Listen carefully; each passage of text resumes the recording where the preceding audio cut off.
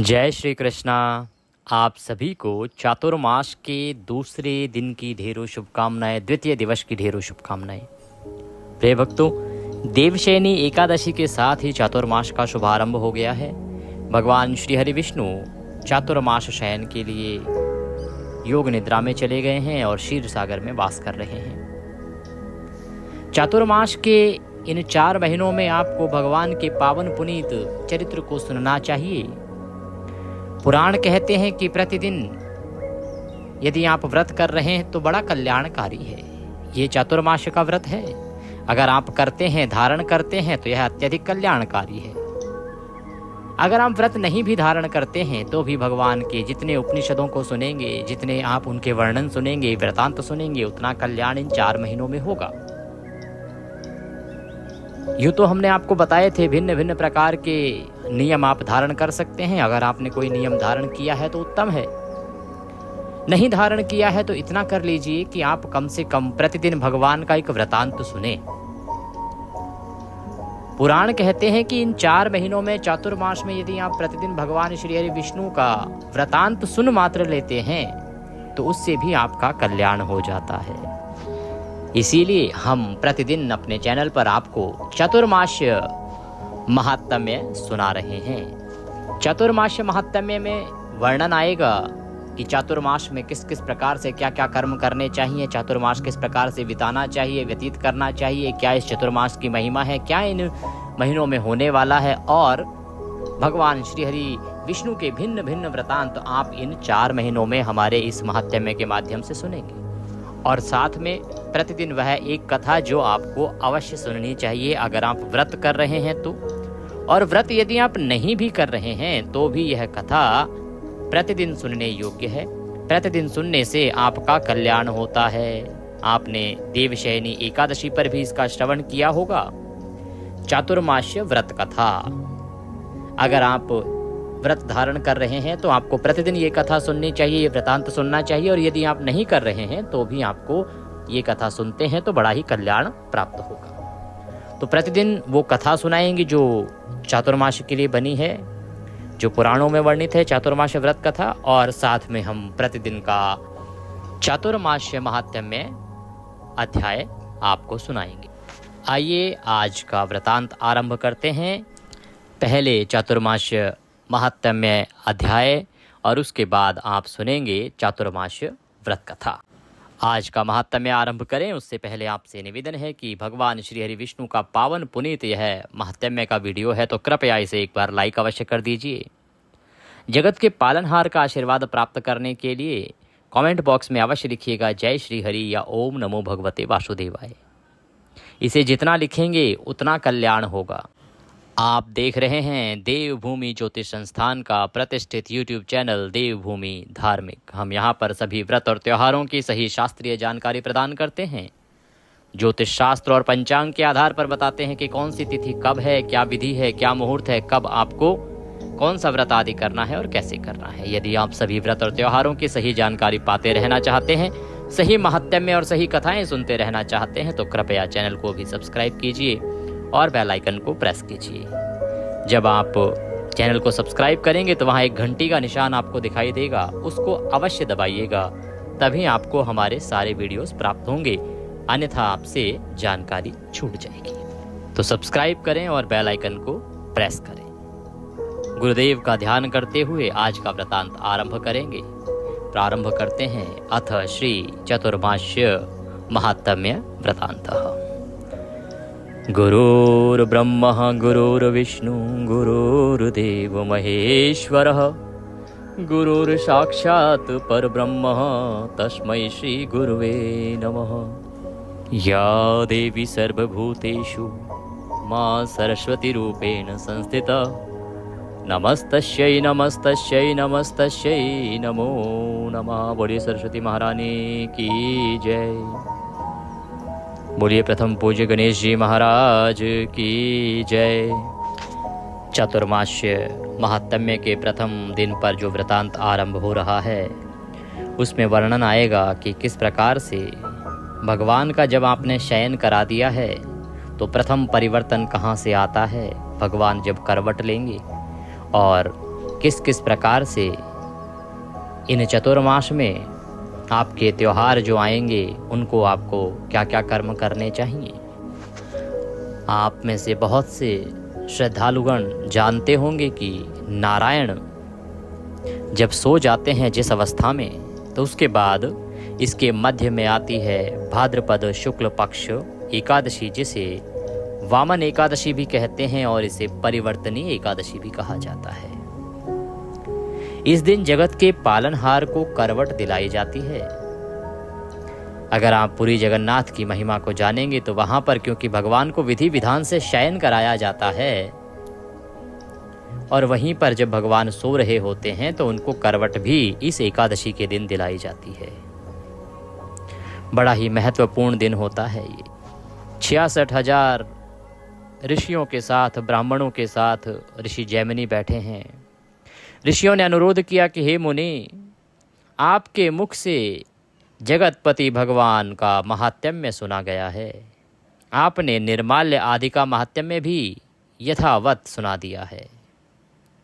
हे महाब्राह्मण, हे ब्राह्मणों में श्रेष्ठ, हम लोग अन्य यात्राओं, त्योहारों को भी सुनना चाहते हैं।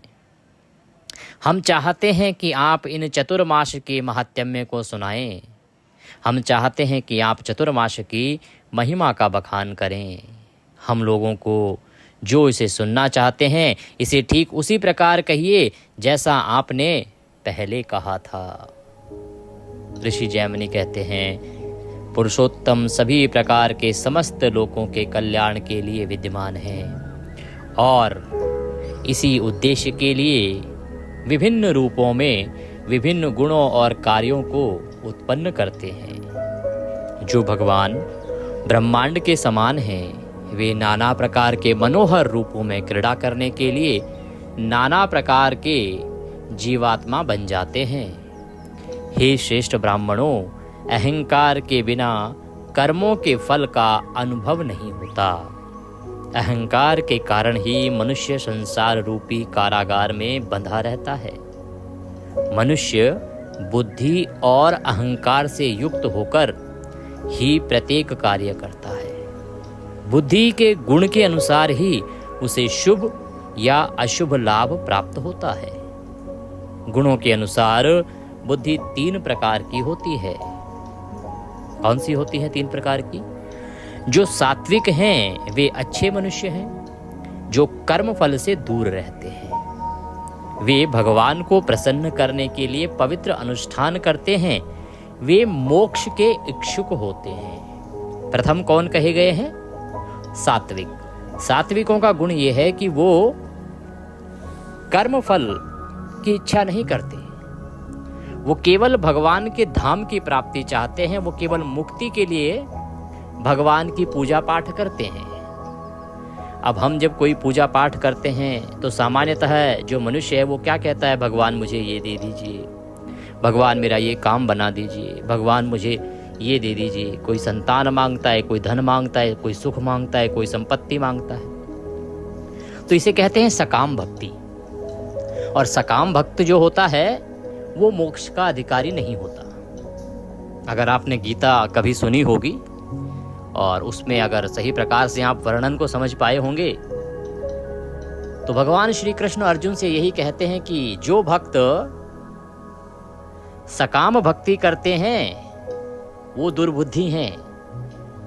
वो मुझ अजन्मे अविनाशी को नहीं जानते।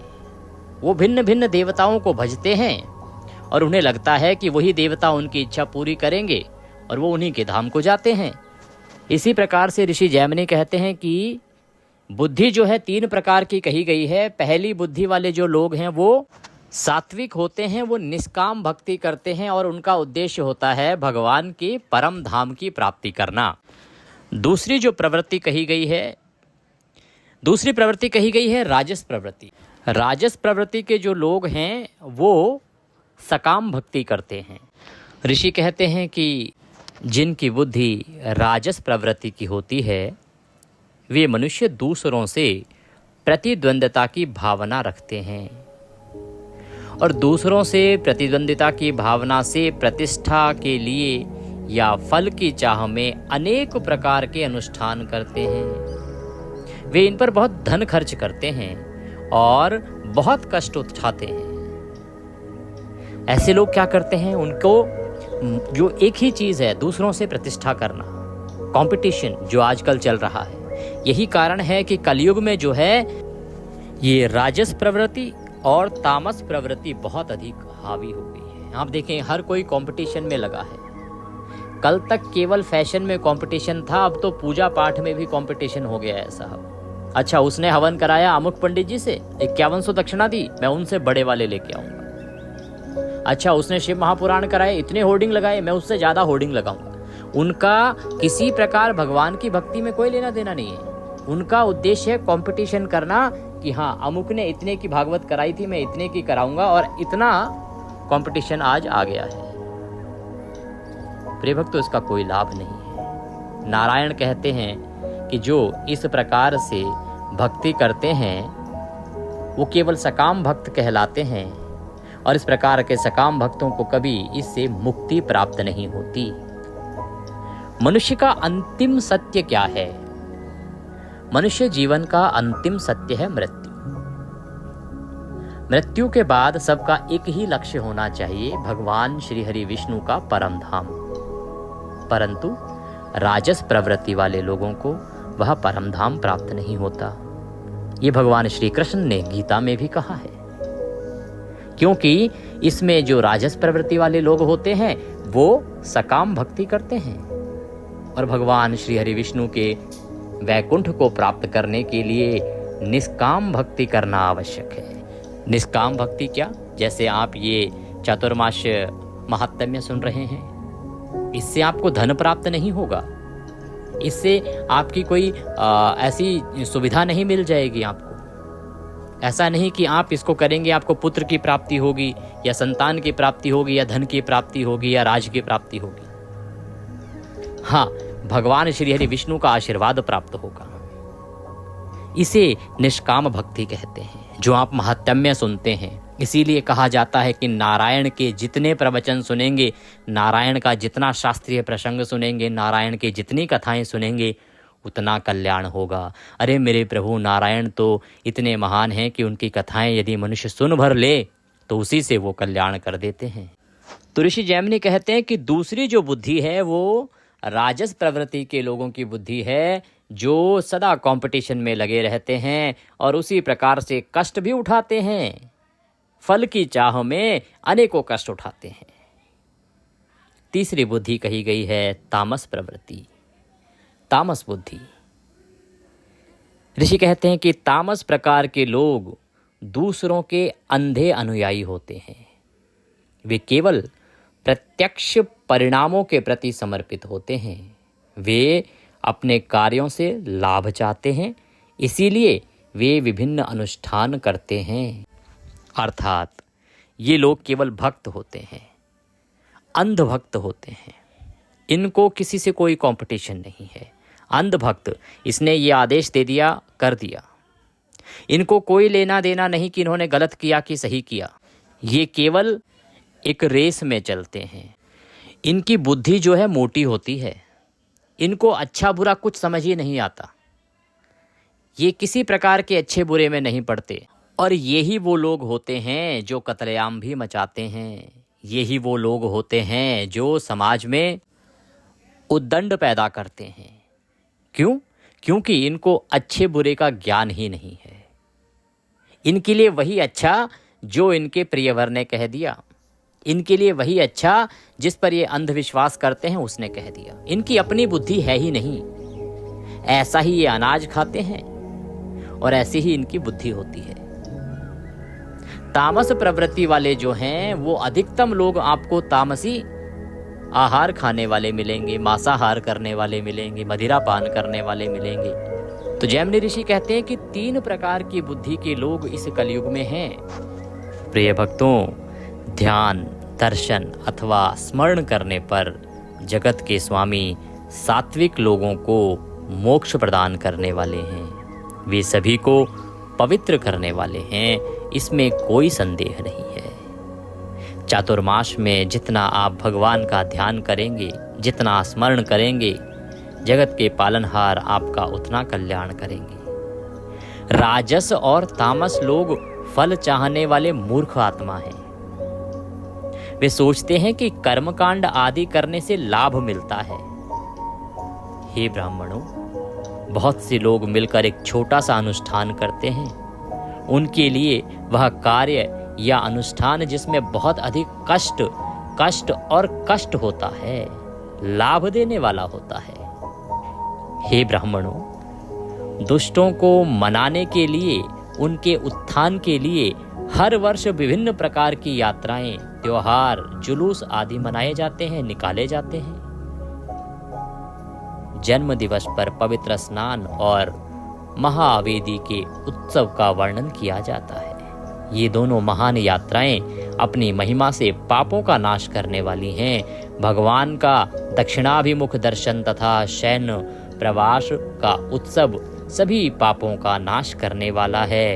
ये दक्षिणावर्त काल में मनाए जाने वाले उत्सव हैं। अब मैं उस जगत के स्वामी जो लेटे हुए हैं तथा जो युगों को भी पलट देने वाले हैं कि परलोक गमन के उत्सव का वर्णन करूंगा। भाद्रपद का जो महीना आता है वो अगस्त सितंबर में आता है। तो भाद्रपद मास के शुक्ल पक्ष की 11वीं तिथि को भक्त धीरे धीरे भगवान विष्णु के शयन कक्ष की ओर जाएं। वह अंदर प्रवेश करके भगवान विष्णु को प्रणाम करें जो सुखपूर्वक सो रहे हैं, क्योंकि अभी भगवान का शयन काल चल रहा है। धीरे धीरे उनके पास जाना चाहिए और उन्हें चादर उड़ाकर विभिन्न प्रकार के नैवेद्य अर्पित करके उनकी पूजा करनी चाहिए। भक्तिपूर्वक उनके चरणों में प्रणाम करते हुए गुप्त रहस्यमय उपनिषदों के अंशों से उनकी स्तुति करनी चाहिए। उसे मंत्रों को दोहराना चाहिए और भगवान को उत्तर दिशा की ओर मुख करके सुलाना चाहिए।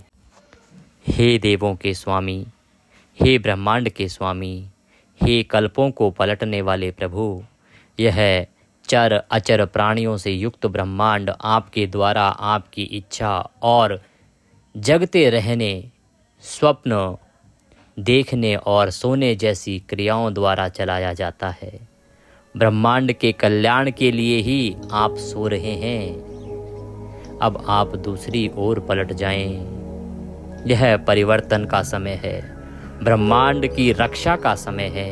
आपके आदेश पर यह आपके कमल जैसे चरणों के दर्शन के लिए उत्सुकता से आपके ध्वज दंड के पास खड़े हैं। ये आपके प्रिय भक्त हैं। वह बादलों के माध्यम से जल बरसा रहा है। वह प्रजा की रक्षा के लिए पृथ्वी की सतह पर जल बरसा रहा है। वह आपका आज्ञा का पालन करने वाला इंद्र है। भक्त को इस प्रकार बार बार देवों के स्वामी भगवान से प्रार्थना करके उन्हें प्रसन्न करना चाहिए। पंखे और चौर से भगवान को हवा करना चाहिए, उनकी सेवा करनी चाहिए। भगवान के सभी अंगों पर सुगंधित चंदन का लेप लगाना चाहिए।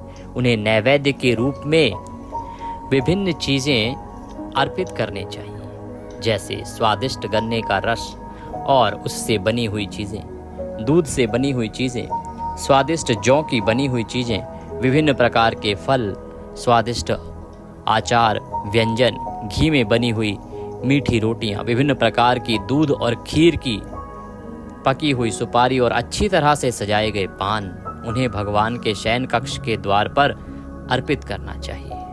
भक्त को इन्हें धीरे धीरे और बड़ी भक्ति के साथ अर्पित करना चाहिए। उस दिन यदि भक्त हरि के स्वरूप का ध्यान करें तो उसे महान पुण्य की प्राप्ति होती है। भगवान के निमित्त जो कुछ भी किया जाता है, जैसे स्नान, दान, जप, होम, तप, जागरण, व्रत, अन्य व्रत, उसका अनंत लाभ होता है। व्रत के समापन पर ब्राह्मणों को प्रसन्न करना चाहिए। इस व्रत को इसके सभी उपादानों सहित करने से मनुष्य विष्णु लोक को प्राप्त होता है। वह मन में जो कुछ भी चाहता है उसे अवश्य प्राप्त करता है।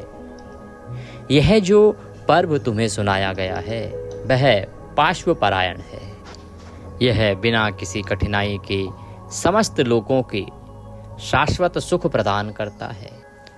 हे ऋषियों, अब उत्थापन अर्थात जागने के महान उत्सव को सुनो। प्रारंभ में कौमुदी नामक महान उत्सव में पाशा आदि खेलों, पुष्पों, वस्त्रों, पुष्पमालाओं तथा उबटनों के द्वारा जगत के स्वामी की पूजा की जाती है। फिर पूर्णिमा के दिन रात्रि में भक्त को आटे के केक, नारियल और अन्य पूजा सामग्री के माध्यम से बड़े उत्सव के साथ श्रीहरि की पूजा करनी चाहिए। फिर सुबह भक्त को कार्तिक मास में पवित्र अनुष्ठान करने की अपनी इच्छा व्यक्त करनी चाहिए। कार्तिक के शुक्ल पक्ष की 11वीं तिथि तक उसे व्रत जारी रखना चाहिए, अर्थात उसे व्रत करते रहना चाहिए।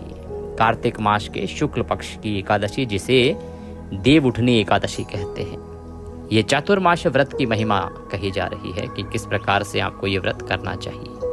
तो कार्तिक मास के शुक्ल पक्ष की एकादशी, देवउठनी एकादशी तक उस व्यक्ति को इस व्रत को करते रहना चाहिए। उस दिन उसे गहरी नींद में सो रहे ब्रह्मांड के भगवान को जगाना चाहिए।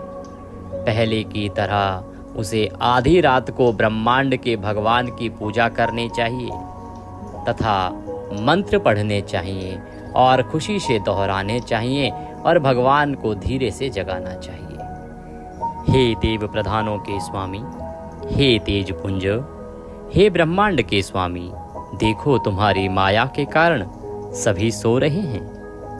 अपनी उन आँखों से उन्हें देखो जो पूर्ण विकसित कमलों की चमक को दूर कर देती हैं। तुम्हारे द्वारा देखा गया यह ब्रह्मांड परम पवित्रता को प्राप्त करेगा। तब श्रुति और स्मृति में बताए गए सभी पवित्र अनुष्ठान निश्चित रूप से किए जा सकेंगे।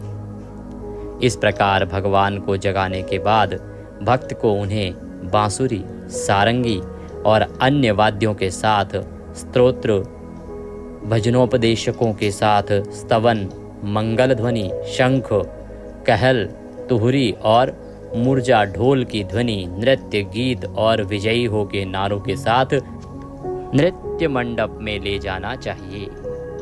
सुगंधित तेल से अभिषेक करने के पश्चात पुरुषोत्तम को पंचामृत, नारियल रस तथा फलों के रस से स्नान कराना चाहिए। तत्पश्चात उन्हें सुगंधित हरड़ तथा जौ के लेप से लेप लगाना चाहिए। भगवान के शरीर पर तुलसी दल का लेप करना चाहिए तथा सुगंधित चंदन का लेप करना चाहिए। तत्पश्चात भगवान को पुष्प तथा कपूर से सुगंधित जल से स्नान कराना चाहिए। कुशा से जल छिड़कना चाहिए। तत्पश्चात रत्न जटित पात्रों से सुगंधित जल से भगवान को स्नान कराना चाहिए। जो लोग भगवान को इस प्रकार स्नान करते हैं तथा इस प्रकार स्नान करते हुए देखकर प्रसन्न होते हैं, वे अपने जन्म जन्मांतरों के संचित पापों को धो डालते हैं। तत्पश्चात ही ब्राह्मणों, भक्त को चाहिए कि वह ब्रह्मांड के स्वामी भगवान की छाती पर इत्र लगाएं। फिर सिर से पैर तक पूरे शरीर पर केसर, अगरबत्ती, कस्तूरी, कपूर और चंदन के साथ मिलाकर लेप करना चाहिए। इन्हें तुरही के फूलों और काले मुसब्बर के रस से मिश्रित करके जल के साथ पीसकर लेप बनाना चाहिए। भगवान को चमेली के फूलों की माला पहनानी चाहिए और पूर्णित कपूर छिड़कना चाहिए। भगवान विष्णु की पूजा करके और प्रसाद चढ़ाकर निराजन की रस्म पूरी करनी चाहिए। श्रद्धा पूर्वक हथेलियों को जोड़कर भक्त को अत्यंत प्रसन्नता के साथ प्रार्थना करनी चाहिए। हे प्रभु, इस चर अचर प्राणियों से युक्त संपूर्ण ब्रह्मांड का एकमात्र आश्रय आप ही हैं। हे ब्रह्मांड के स्वामी, अपनी सौम्य अमृतमय दृष्टि से इसे पवित्र करें। उसे रात्रि का शेष भाग नाटक, नृत्य और गान करके व्यतीत करना चाहिए। जो व्यक्ति सैया से उठे हुए भगवान गजाधर का दर्शन करते हैं, वह मोह की निद्रा को नष्ट कर देते हैं और शांत ज्ञान को प्राप्त कर लेते हैं। उसके हृदय में जो भी अन्य इच्छाएं होंगी वह उन सभी इच्छाओं को प्राप्त करेंगे। वह 1000 अश्वमेध यज्ञों का तथा उससे भी अधिक पुण्य प्राप्त करेंगे। वह 1 करोड़ सुशोभित गौवर्णी गौओं का दान करने का पुण्य प्राप्त करेंगे। वह सभी तीर्थों में पवित्र स्नान करने का महानतम पुण्य प्राप्त करेंगे। 4 माह के व्रत का पारण अर्थात समापन संस्कार कार्तिक के दिन करना चाहिए। भक्त को सोने से बनी दामोदर की मूर्ति, निष्क नामक सोने का सिक्का या अपनी क्षमता के अनुसार बनाई गई मूर्ति या शालग्राम पत्थर से बनी मूर्ति दान करनी चाहिए। फिर भक्त को संयम पूर्वक भगवान के चक्र रूप की पूजा करनी चाहिए। एक अलग उत्कृष्ट मंडप बनाकर उसे सजाना चाहिए अथवा घर के किसी भाग को माला, चौरई और छत्र से अच्छी तरह सजाना चाहिए। फर्श और दीवारों को अच्छी तरह से लीपना चाहिए और स्तंभों को विभिन्न रंगों के रेशमी कपड़ों से सजाना चाहिए। अपनी क्षमता अनुसार प्रसाद और सेवा से उनकी पूजा करनी चाहिए। तांबे का दीपक या गाय के घी का दीपक जलाना चाहिए। उसके पास 100 प्रकाश वृक्ष होने चाहिए जिनकी बत्तियां जलती हों। उसे वहां ब्रह्मा और नारद आदि दिव्य ऋषियों की पूजा करनी चाहिए। उसे दामोदर के स्वरूप ब्राह्मणों की पूजा करनी चाहिए तथा वस्त्र, पुष्पमाला, गंध, विविध प्रकार के खाद्य पदार्थ तथा फलों से ब्राह्मणों को सम्मानित करना चाहिए। यहाँ दामोदर की पूजा उसी प्रकार करनी चाहिए जिस प्रकार तीर्थराज समुद्र में स्नान करके पूजा की जाती है। उसे ब्रह्मा आदि की पूजा तद विष्णु का मंत्र जो ऋग्वेद में लिखित है आदि से करनी चाहिए। उसे बांसुरी, वीणा आदि पर गीत और वाद्य संगीत आदि महान स्वर बजाने चाहिए। पुराणों का पाठ करना चाहिए और पूरी रात जागना चाहिए। दिन के स्पष्ट उदय होने पर उसे पवित्र अग्नि में अनुष्ठान करना चाहिए। सामान्य कल्याण के लिए उसे 8 अक्षरों वाले मंत्र अर्थात ओम नमो नारायणाय का पाठ करते हुए समिधा, घी आदि से होम करना चाहिए। श्री को प्रसन्न करने के लिए उसे श्री सूक्त का पाठ करते हुए शहद मिश्रित भुने हुए अन्न तथा टहनियों से होम करना चाहिए। ब्रह्मा आदि को प्रसन्न करने के लिए उसे 108 बार होम करना चाहिए। 8 हवन तिल के बीजों से एक एक करके करने चाहिए। तत्पश्चात ब्रह्मा, नारद, दक्ष, वशिष्ठ, गौतम, सनत कुमार, अत्रि, भरद्वाज, कश्यप, दुर्वासा, अगस्त और महादेव के लिए होम करना चाहिए। ये सभी प्रसिद्ध वैष्णव हैं। ये विष्णु के ही रूप हैं, इसमें कोई संदेह नहीं है। इन ब्राह्मणों की पूजा करने से भगवान विष्णु तुरंत प्रसन्न हो जाते हैं। होम के समापन पर उसे अपना उपवास तोड़ना चाहिए और गुरु को धन का दान करना चाहिए। उसे सोने से सजी हुई गाय भी दान देनी चाहिए। वासुदेव की संतुष्टि के लिए बड़ी भक्ति के साथ वस्त्र, अन्न भी दान देना चाहिए। फिर उसे ब्राह्मणों को भोजन कराना चाहिए।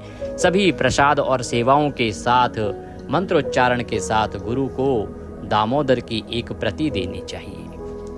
ओम हे दामोदर, हे जगत के स्वामी, यह सारा जगत आप ही हैं। इन सब का आधार आप ही हैं।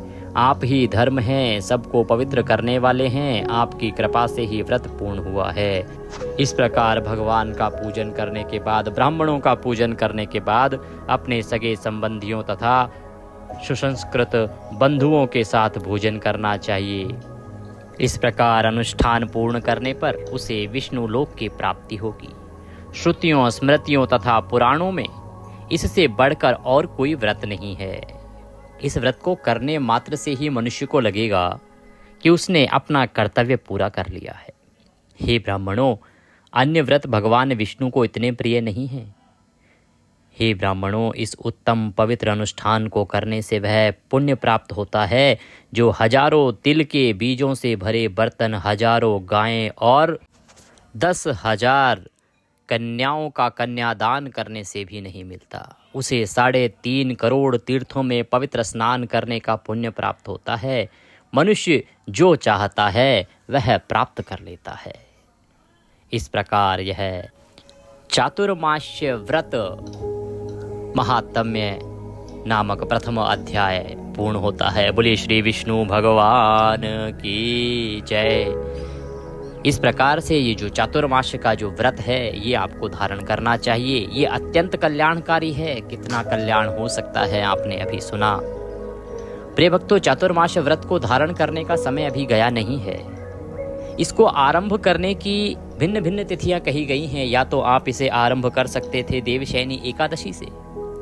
देवशयनी से आरंभ ना कर पाए तो आप पूर्णिमा से भी इसे आरंभ कर सकते हैं। उससे पहले संक्रांति आ रही है, अर्थात आज के दिन संक्रांति है, आज आप आरंभ कर सकते हैं। पूर्णिमा, गुरु पूर्णिमा से इसे आरंभ कर सकते हैं। और गुरु पूर्णिमा पर भी ना कर पाए तो श्रावण मास कृष्ण पक्ष की अष्टमी तिथि भी अंतिम तिथि है जिससे इसको आरंभ किया जा सकता है। चतुर्मास्य व्रत धारण कर सकते हैं। बहुत ही महत्वपूर्ण, बहुत ही फलदायी है। इसके उत्तम पर्व को आपने सुना। कल हम सुनेंगे आगे का वृतांत और अन्य पर्व की महिमा तथा भिन्न भिन्न राजाओं से संबंधित वृतांत, जिन पर भगवान श्री हरि विष्णु किस प्रकार से आशीष देते हैं और किस प्रकार से उनकी सहायता और जीवन परिवर्तन करते हैं। आइए अब सुनते हैं चातुर्मास्य व्रत कथा, जिसे प्रतिदिन आपको सुनना चाहिए। आइए कथा हम आरंभ करते हैं। भगवान श्री कृष्ण बोले कि हे राजन, आषाढ़ शुक्ल पक्ष की इस एकादशी को देवशयनी एकादशी भी कहते हैं। चातुर्मास का व्रत इसी एकादशी से प्रारंभ होता है। युधिष्ठिर बोले, भगवान विष्णु के शयन का व्रत किस प्रकार करना चाहिए और चातुर्मास के व्रत भी कहिए कि क्या क्या करना चाहिए, कैसे कैसे करना चाहिए। श्री कृष्ण बोले कि हे राजन, अब मैं आपको भगवान विष्णु के शयन व्रत, एकादशी और चातुर्मास्य व्रत की कथा सुनाता हूँ। आप सावधान होकर सुनिए। जब सूर्य कर्क राशि में आता है तो भगवान को शयन कराते हैं, और जब तुला राशि में आता है तब भगवान को जगाते हैं। कर्क राशि में कब आता है सूर्य? अभी ये जो आषाढ़ मास चल रहा है इसी में। अभी संक्रांति जो आएगी एकादशी के 2 दिन बाद, तो यह कर्क राशि में सूर्य आएगा। तब भगवान को शयन कराते हैं। और तुला राशि में आता है सूर्य कार्तिक मास के शुक्ल पक्ष की एकादशी के समय, तब भगवान को जगाते हैं। अधिक मास के आने पर भी यह विधि इसी प्रकार चलती है। ऐसा नहीं है कि अधिक मास जब आता है तो ये विधि बदल जाती है। ये जो तिथियां और विधि है ये इसी प्रकार चलती है। इसके सिवाय और महीने में ना तो शयन कराना चाहिए और ना ही जगाना चाहिए। आषाढ़ मास की एकादशी का विधिवत व्रत करना चाहिए। उस दिन विष्णु भगवान की चतुर्भुजी सोने की मूर्ति बनाकर चातुर्मास्य व्रत के नियम का संकल्प करना चाहिए। भगवान की मूर्ति को पीतांबर पहनाकर सुंदर श्वेत सैया पर शयन करावें और धूप दीप नैवेद्य आदि से भगवान को षोडशोपचार से पूजन करें। पंचामृत से स्नान आदि कराकर इस प्रकार कहें, हे ऋषिकेश, लक्ष्मी सहित मैं आपका पूजन करता हूँ। आप जब तक चतुर्मास शयन करें मेरे इस व्रत को निर्विघ्न रखें। इस प्रकार विष्णु भगवान की स्तुति करके शुद्ध भाव से मनुष्य को दातुन आदि के नियमों को ग्रहण करना चाहिए। विष्णु भगवान के व्रत को ग्रहण करने के 5 काल वर्णन किए गए हैं। देवशयनी एकादशी से यह व्रत किया जाता है। एकादशी, द्वादशी, पूर्णमासी, अष्टमी और कर्क की संक्रांति से व्रत प्रारंभ किया जा सकता है। या तो आप देवशयनी एकादशी से उठा लीजिए, या उसके बाद द्वादशी आती है अगले ही दिन, तब आरंभ कर दीजिए। इसके बाद संक्रांति आती है, या आप अष्टमी जो आएगी श्रावण मास की तब भी आरंभ कर सकते हैं।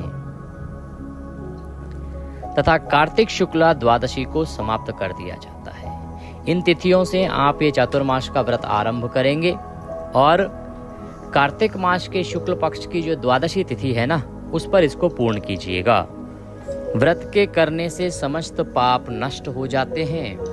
जो मनुष्य प्रतिवर्ष इस व्रत को करते हैं वे सूर्य जैसे दीप्तिमान विमान पर बैठकर स्वर्ग को जाते हैं। इस व्रत में गुरु तथा शुक्र को बाल वृद्धावस्था वर्जित नहीं है।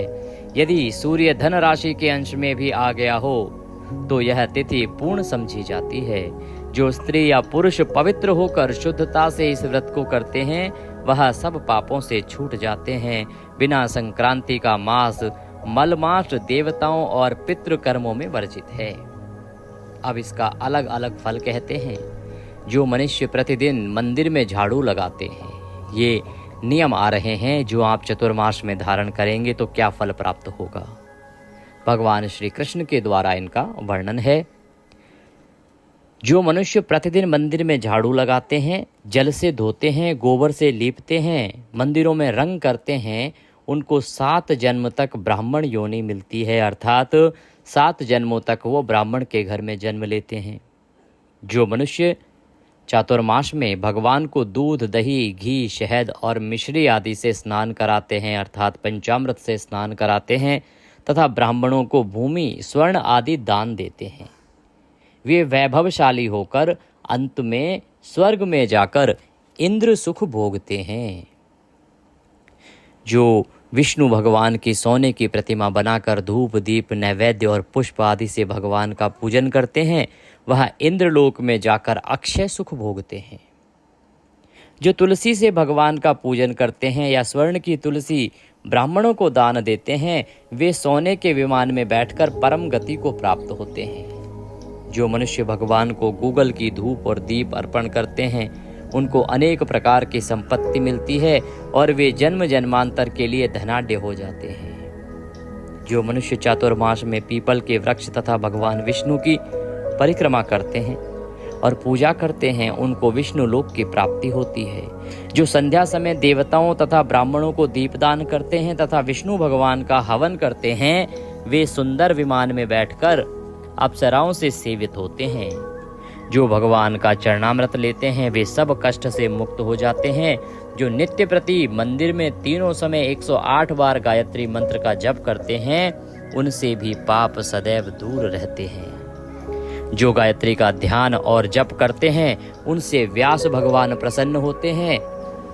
इसके उद्यापनों में शास्त्र की पुस्तक दान दी जाती है। जो पुराण व धर्म शास्त्र को पढ़ते या सुनते हैं एवं वस्त्र तथा स्वर्ण सहित ब्राह्मणों को दान देते हैं वे दानी, धनी, ज्ञानी और कीर्तिवान होते हैं। जो मनुष्य विष्णु या शिव का स्मरण करते हैं अथवा उनकी सोने की मूर्ति दान करते हैं साथ ही यह प्रार्थना करते हैं हे शिव, आपने त्रिपुर नामक दैत्य को मारा है, मेरे दोषों को भस्म करके मुझको सद्गुण दीजिए, वह पापों से रहित होकर धनवान गुणवान हो जाते हैं। जो नित्य कर्म के पश्चात सूर्य को अर्घ्य देते हैं तथा व्रत की समाप्ति पर स्वर्ण, लाल वस्त्र और गौदान करते हैं वह आरोग्यता, पूर्ण आयु तथा कीर्ति, धन और बल पाते हैं। चातुर्मास में जो मनुष्य गायत्री मंत्र द्वारा तिल से होम करते हैं और समाप्ति पर दान करते हैं उनके समस्त पाप नाश होकर निरोग शरीर मिलता है तथा सुपात्र संतान मिलती है। जो मनुष्य अन्न से हवन करते हैं और समाप्त हो जाने पर घी का घूंट भरकर वस्त्र सहित दान करते हैं वे ऐश्वर्यशाली होकर ब्रह्मा के समान भोग भोगते हैं और उनके शत्रुओं का नाश होता है। जो पीपल का पूजन करते हैं तथा अंत में स्वर्ण सहित वस्त्रों का दान करते हैं वे सब पापों से छूटकर भगवान के भक्त हो जाते हैं। और जो मनुष्य तुलसी जी को धारण करते हैं तथा अंत में भगवान विष्णु के निमित्त ब्राह्मणों को दान करते हैं वे विष्णु लोक को जाते हैं। जो मनुष्य चातुर्मास व्रत में भगवान के शयन के उपरांत उनके मस्तक पर नित्य प्रति दुर्वा चढ़ाते हैं और अंत में स्वर्ण की दुर्वा दान करते हैं वे भी वैकुंठ लोक को जाते हैं। और जो दान करते हुए इस प्रकार स्तुति करते हैं कि हे दुर्वे, तुम जिस भांति इस पृथ्वी पर शाखाओं सहित फैली हुई हो उसी प्रकार मुझे भी अजर अमर संतान दो, इस प्रकार स्तुति करके सोने की दुर्वा ब्राह्मणों को दान कर दें। ऐसा करने वाले मनुष्य सब पापों से छूट जाते हैं और अंत में उनको स्वर्ग लोक की प्राप्ति हो जाती है। जो भगवान विष्णु और शिव के मंदिर में जाकर जागरण शिवगान करते हैं वे भी स्वर्ग को प्राप्त होते हैं। जो चातुर्मास व्रत में उत्तम ध्वनि वाला घंटा दान करते हैं उनको यह प्रार्थना करनी चाहिए, हे भगवान, हे जगतपते, आप पापों के नाश करने वाले हैं। आप मेरे करने योग्य कर्मों को तथा न करने योग्य पापों के करने से जो पाप उत्पन्न हुए थे उनको नष्ट करिए।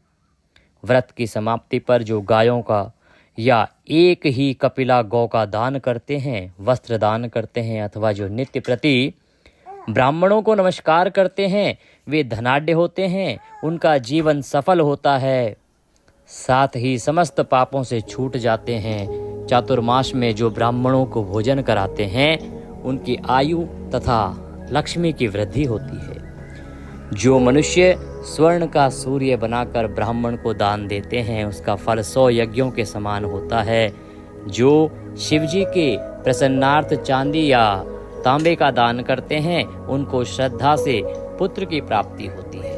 जो शहद युक्त चांदी का बर्तन अथवा तांबे के पात्र में गुड़ भरकर और शयन होने पर तिल, सोना और जूते का दान करते हैं वे शिवलोक को प्राप्त होते हैं। जो मनुष्य चातुर्मास में ब्राह्मणों को पूजा करते हैं, अन्न वस्त्र का दान देते हैं तथा समाप्ति पर संज्ञा दान देते हैं वे अक्षय सुख को प्राप्त करते हैं और लक्ष्मीवान होते हैं। जो वर्षा ऋतु में गोपी चंदन दान करते हैं वे भोग और मोक्ष को प्राप्त होते हैं। जो सूर्य और गणेश जी का पूजन करते हैं वे उत्तम गति को प्राप्त होते हैं। जो चातुर्मास में भगवान का हवन करते हैं और शक्कर दान करते हैं, साथ ही उद्यापन करते हैं। उद्यापन की विधि कह देते हैं। 4 पल या 8 पल वाले तांबे के पात्र में शक्कर भरकर वस्त्र, फल, दक्षिणा सहित पुरोहित को देते हैं, उनके सब पाप नष्ट हो जाते हैं और उन्हें यशस्वी पुत्र की प्राप्ति होती है। हे कुंती पुत्र, चातुर्मास व्रत करने वाला मनुष्य गंधर्व विद्या में निपुण और स्त्रियों का प्रिय हो जाता है।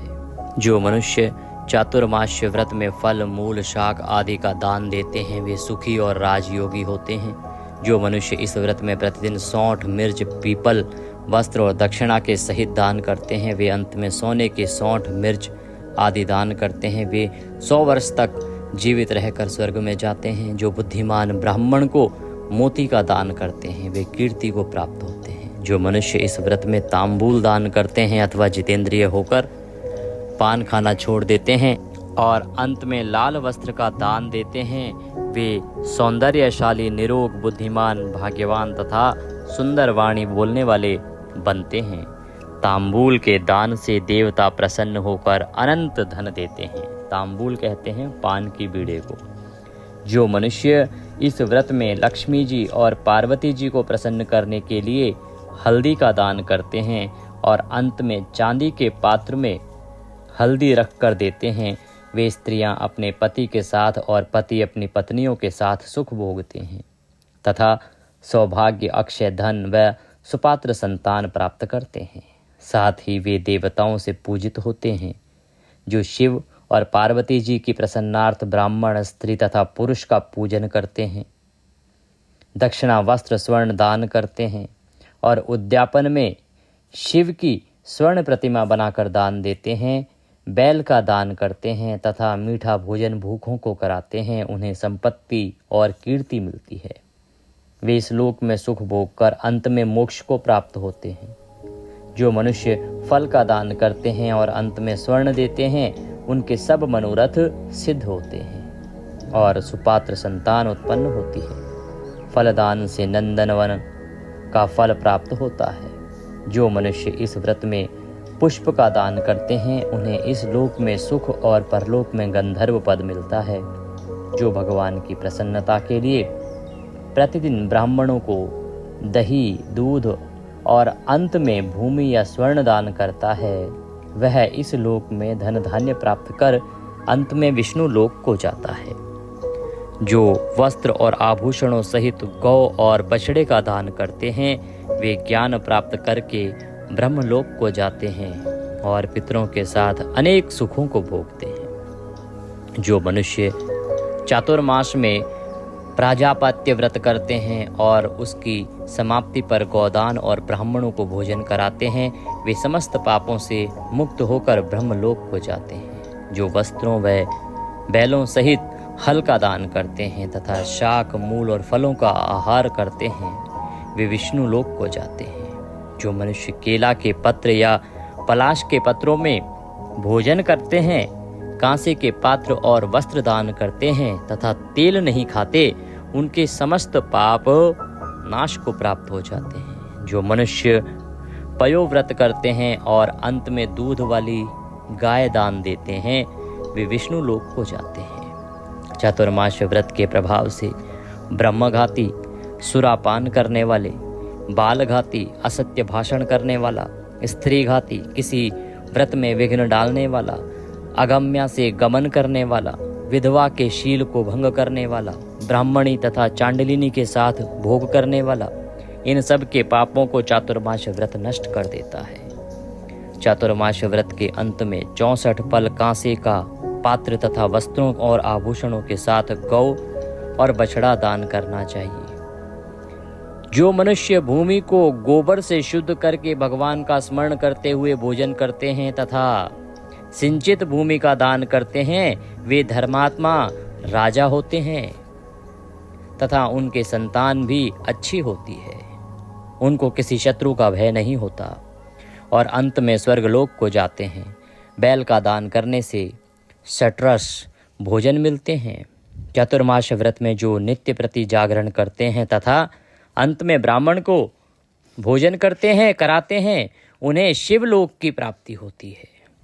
जो एक समय भोजन करते हैं और अंत में निराहार रहते हैं और भूखे को भोजन कराते हैं, भक्तिपूर्वक भगवान का पूजन करते हैं, भगवान के शयन करने पर भूमि पर सोते हैं और मैथुन नहीं करते, वे यशस्वी लक्ष्मीवान होकर स्वर्ग में जाते हैं। जो सपरिवार चावल या जौ का भोजन करते हैं और जो तेल नहीं लगाते, अंत में कांसे या मिट्टी के पात्र में तेल भरकर दान करते हैं, अथवा जो शाक नहीं खाते, अंत में चांदी के पात्र को वस्त्र में लपेटकर या 10 प्रकार के शाकों से भरकर वेद पाठी ब्राह्मण को देते हैं, वे सब शिवलोक में जाकर कीर्ति प्राप्त करते हैं। जो मनुष्य गेहूं छोड़ने का नियम करते हैं और व्रत के अंत में सोने के गेहूं बनाकर दान देते हैं तथा जो व्रत में इंद्रियों का दमन करते हैं, उन्हें अश्वमेध यज्ञ का फल प्राप्त होता है। जो मनुष्य श्रावण में शाक, भादों में दही, आश्विन में दूध और कार्तिक में दाल का त्याग करते हैं, वे निरोग व स्वस्थ रहते हैं। जो मीठा, खट्टा, कड़वा पदार्थ त्याग देते हैं, वे समस्त दुर्गुणों से छूट जाते हैं। जो भगवान का स्मरण करते हैं तथा जो मनुष्य आदि का त्याग करते हैं, वे स्वर्ग को जाते हैं। जो चंद्रायण आदि व्रत करते हैं, जो एकमात्र दूध का ही भोजन करते हैं, वे ब्रह्मलोक को प्राप्त होते हैं तथा उनका वंश प्रलय तक रहता है। जिस दिन भगवान उठते हैं, उस दिन ब्राह्मणों को वस्त्र का दान तथा भोजन कराना चाहिए। यह सब दान सुपात्र को देने चाहिए। कुपात्र को दान देने और लेने वाला दोनों ही नरकगामी होते हैं। इस प्रकार चतुर्मास्य व्रत कथा यहाँ पूर्ण होती है। अब आप नियम के अनुसार अपने व्रत को धारण कीजिएगा और कल पुनः सुनिएगा चतुर्मास्य व्रत कथा। इसे पूरे चतुर्मास में सुनना चाहिए, प्रतिदिन सुनना चाहिए। वीडियो को यदि अभी तक लाइक नहीं किया है तो कृपया लाइक अवश्य कर दीजिएगा। कमेंट बॉक्स में अवश्य लिखिएगा जय श्री हरि या ओम नमो भगवते वासुदेवाय। नारायण सब पर कृपा करें। हरे कृष्ण।